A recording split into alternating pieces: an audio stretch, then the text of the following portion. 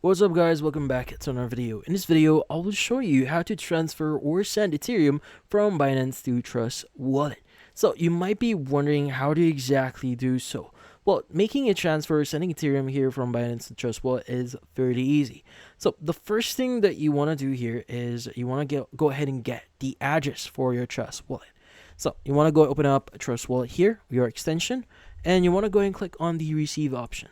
Now, since we want to basically receive Ethereum, we want to go ahead and choose ETH here. Now, by the way, ETH on your Trust Wallet is using the Ethereum network. Just keep that in mind. Let's go and select this one and go and click on the copy button you see here. Now, once you've copied that, let's go and proceed with Binance. Now, in Binance or in your Binance account, you want to go ahead and click on the wallet option here or hover over it. You want to choose Spot Wallet.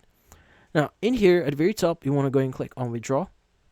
Now from here, you want to select your coin. Now, since we are transferring Ethereum, just type in ETH here. Go and choose Ethereum. You want to enter the address itself that we just copied. Now, the network is something really important. So go ahead and choose network. And you want to choose the appropriate one here. So since we are using the Ethereum network here, go and choose Ethereum. Now, using the correct network here is something really important. So if you don't use the correct one, this will result in your crypto being lost and you won't be able to recover that. So just again, keep that in mind. Now, you want to go and specify the amount that you want to send here. Go and once you've reviewed a few things like the network fees and a lot more, go and click on withdraw. Confirm your identity if it requires that, but typically speaking, you should be able to receive your crypto once you click on withdraw here in a few seconds or a few minutes. But yeah, so that's about it. So, if you found this video helpful, don't forget to leave a like or maybe subscribe to our channel. Thank you for watching.